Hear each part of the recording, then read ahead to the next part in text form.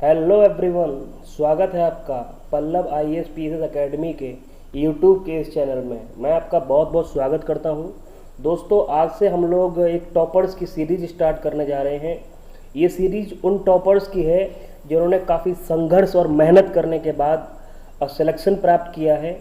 तो इस सीरीज में हम उन सिलेक्टिव कैंडिडेट्स की चर्चा करेंगे जिनका तैयारी के दौरान काफ़ी लंबा संघर्ष रहा और किस तरीके से उन्होंने सिलेक्शन लिया, क्या किया, वो सारा प्रश्न का आंसर देंगे। इसके बाद कई सारे एस्पिरेंट्स ऐसे हैं जो इस समय पर यूपीएससी की तैयारी कर रहे हैं या करेंगे, तो उनके मन में कई सारे प्रश्न ऐसे आते हैं जो उनका आंसर उन्हें मिल नहीं पाता। और डायरेक्ट कई सारे कैंडिडेट्स मुझसे भी प्रश्न पूछते हैं कि सर जैसे उनके नंबर कम होते हैं, किसी को ज़्यादा उसका बेस अच्छा नहीं होता, परसेंटेज ज़्यादा अच्छी नहीं होती। तो ये जो टॉपर्स की सीरीज है ऐसे स्टूडेंटों के लिए बहुत ज़्यादा इम्पोर्टेंट होने वाली है। आज हम बात करेंगे आशीष कुमार जी के बारे में। आशीष कुमार जी एक बहुत ही संघर्षशील व्यक्ति रहे हैं और उन्होंने अपनी मेहनत के साथ में यूपीएससी की इस परीक्षा को पास किया है। इनकी रैंक 817 है और 2017 में उन्होंने यह रैंक प्राप्त की थी। आइए चर्चा करते हैं आगे इनके बारे में। और बात करें आशीष कुमार जी की, काफ़ी लंबे संघर्ष के बाद इनका सिलेक्शन हुआ है और इनकी कहानी काफ़ी प्रेरणादायक होने वाली है हमारे लिए। बात करेंगे आशीष जी के बारे में।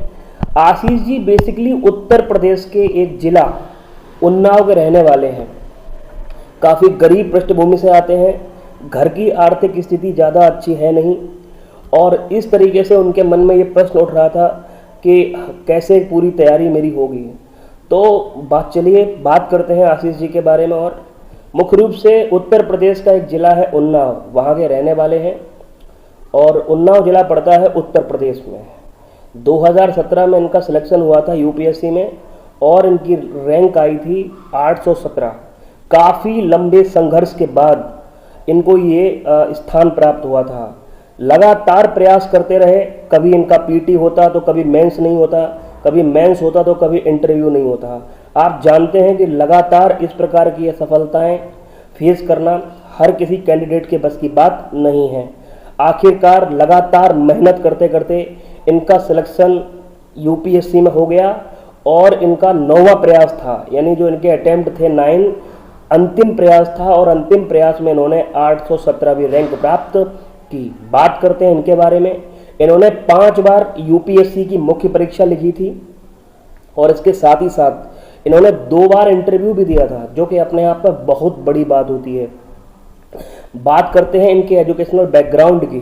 तो इन्होंने ग्रेजुएशन में मैथ लिया था, यानी मैथ से ग्रेजुएशन किया था और सबसे बड़ी बात इनका 2nd डिवीज़न आया था। ठीक है, तो ग्रेजुएशन मैथ से किया था और इसके बाद पोस्ट ग्रेजुएशन इन्होंने हिस्ट्री से किया था। ठीक है, और उसमें भी इनका 2nd डिवीज़न में आया था। ठीक है, मुख्य रूप से गरीब पृष्ठभूमि से आने वाले आशीष जी लगातार मेहनत करते रहे। शुरुआती दौर में अगर बात करें आशीष जी के बारे में, तो आशीष जी शुरुआती समय में वनडे एग्ज़ाम्स की तैयारी करते थे।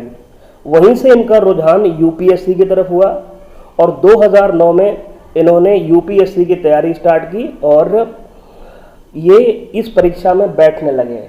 जैसा कि आप जानते हैं कि हमारी जो पृष्ठभूमि होती है उसको लेकर कई बार लोग हमारी हंसी में उड़ाते हैं।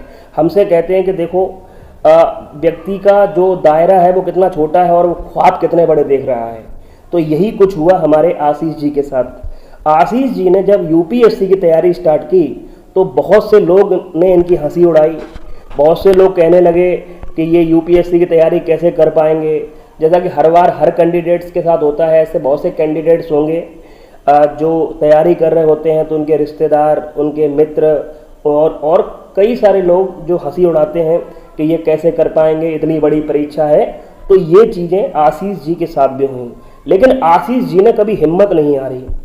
बेसिकली आशीष जी की जो आर्थिक पृष्ठभूमि थी वो काफ़ी कमज़ोर थी, तो इसलिए इन्होंने 17 साल की उम्र से ही ट्यूशन देना स्टार्ट कर दिया था। तो इससे ये पता चलता है कि ये अपना खर्चा कहीं ना कहीं खुद उठाने लगे थे और इस तरीके से इनकी जो जर्नी स्टार्ट होती है। लगातार प्रयास करते रहे, इसके बाद इन्होंने बीएड किया और 23 साल की उम्र में लगातार संघर्ष करने के बाद इनकी एक सरकारी नौकरी लगी और ये टीचर हो गए। लेकिन इसके बाद भी ये यही नहीं रुके, इसके बाद ये एसएससी की परीक्षा में बैठे हैं। तो 1 साल बाद इनका एसएससी में ऑडिटर के पद पर चयन हुआ। फिर इसके बाद 2010 में एक्साइज एंड कस्टम विभाग में इंस्पेक्टर के पद पर कार्यरत हुए और इस समय इन्हें गुजरात भेजा गया। अब चूंकि गुजरात थोड़ा सा आउटर में पड़ जाता है, क्योंकि जो यूपीएससी की तैयारी है वो कुछ फिक्स जगहों पे, जैसे इलाहाबाद, दिल्ली, ये कुछ फिक्स जगह हैं जहाँ पर होती है। तो ऐसे में गुजरात चले जाने की वजह से इन्हें शुरुआती समय में काफ़ी दिक्कतें आई। लेकिन कहते हैं ना कि जो करने वाला होता है वो लगातार अपने काम पे लगा रहता है, वो रुकता नहीं है। और यही हुआ आशीष जी के साथ। आशीष जी रुके नहीं, लगातार आशीष जी लगे रहे, क्योंकि आशीष जी ने निश्चय कर लिया था कि वो इस एग्जाम के अलावा और कोई दूसरा एग्जाम में नौकरी नहीं करेंगे। लगातार कई नौकरियां मिली लंबे संघर्ष के बाद। इसके बाद ये 2010 में एग्जाम में बैठते हैं, प्रीलिम्स निकालते हैं, मुख्य परीक्षा निकालते हैं और इंटरव्यू में रह जाते हैं। और इसके बाद फिर 2011 में ये इंटरव्यू तक पहुंचते हैं। इसके बाद ये सोचिए, जो कैंडिडेट 2011 में इंटरव्यू में पहुंचा है, उसके बाद से ये कुछ समय के लिए अपनी जो पढ़ाई है, क्योंकि इनके पास अटेम्प्ट भी काफ़ी कम बचे थे, क्योंकि अटेम्प्ट्स का एक खेल होता है यूपीएससी में, तो उसको लेके बड़ा ध्यान रखना पड़ता है हमें। तो फिर एक बार ये परीक्षा में बैठते हैं 2016 में। उस समय ये प्रीलिम्स तक नहीं निकाल पाते। आप सोचिए, जो कैंडिडेट प्रीलिम्स, मेंस और इंटरव्यू निकाल के आया है और उसके बाद वो व्यक्ति दोबारा फिर से बैठ रहा है और उसका फिर से प्रीलिम्स नहीं हुआ, तो आप सोच सकते हैं कि आशीष जी को मेंटली कितना ज़्यादा प्रेशर झेलना पड़ा होगा। लेकिन कहते हैं ना कि जिसमें मेहनत करने का जुनून होता है और अपने लक्ष्य के प्रति दृढ़ संकल्प होता है ना, वो व्यक्ति कुछ भी अचीव कर सकता है। इस बात का ध्यान रखिएगा। और वही आशीष जी ने करके दिखाया। आशीष जी इसके बाद आशीष जी फिर अपनी तैयारी में जुड़ जाते हैं और इस बार उन्होंने दृढ़ निश्चय किया है, लास्ट अटेम्प्ट है। उन्होंने ये निश्चय कर रखा था, करूंगा तो यूपीएससी की ही नौकरी करूंगा, वरना किसी में नौकरी नहीं करूंगा। इसके बाद ये 2017 में परीक्षा में बैठते हैं और पूरी मेहनत और जी जान से तैयारी करते हैं और प्रीलिम्स निकलता है, मेंस निकलता है, इंटरव्यू देने जाते हैं और फाइनल सिलेक्शन होने के बाद 817वीं रैंक प्राप्त करते हैं। आप सोचिए, इतना लंबा संघर्ष के बाद जो है आशीष जी सिलेक्ट होते हैं। तो इससे पता चलता है कि कितनी मेहनत की होगी आशीष जी ने, और वो भी इतनी गरीब पृष्ठभूमि से आना। कई बार कैंडिडेट सोचते हैं कि मेरी फर्स्ट डिवीजन आई है, मेरी सेकंड डिवीजन आई है, थर्ड डिवीजन आई है। मुझे नहीं लगता कि ये चीज़ मैटर करती है, क्योंकि आशीष जी भी सेकंड डिवीजन है। तो अगर जिस कैंडिडेट में मेहनत करने की हिम्मत होती है, second division, first division, third division matter नहीं करता। मैटर करता है यूपीएससी का सिलेबस।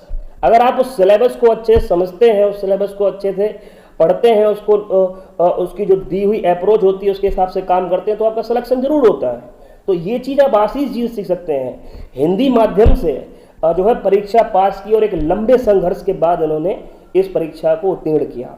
बात करते हैं इनके वैकल्पिक विषय की।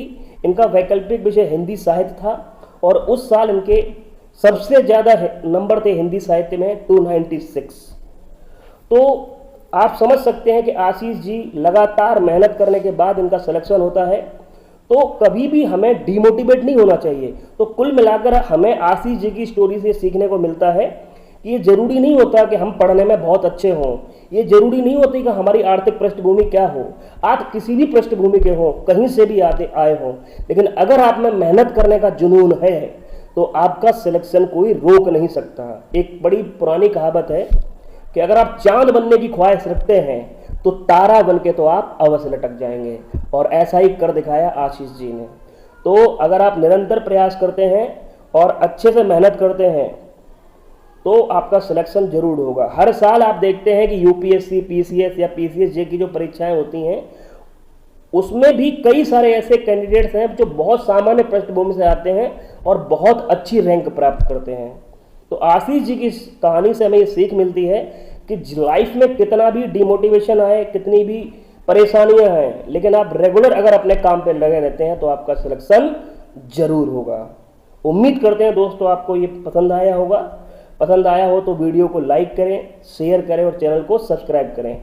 आगे भी हम इस तरीके की टॉपर्स की कहानियां लाते रहेंगे, ताकि आपका जो कॉन्फिडेंस जो समय समय पर बहुत लो हो जाता है, आप मन में सोचते हैं कि मेरे नंबर अच्छे नहीं हैं, ये नहीं, ये कोई मैटर नहीं करता। रेगुलर मेहनत चाहिए, सही अप्रोच के साथ तैयारी चाहिए और आपका सिलेक्शन जरूर होगा। बहुत बहुत धन्यवाद।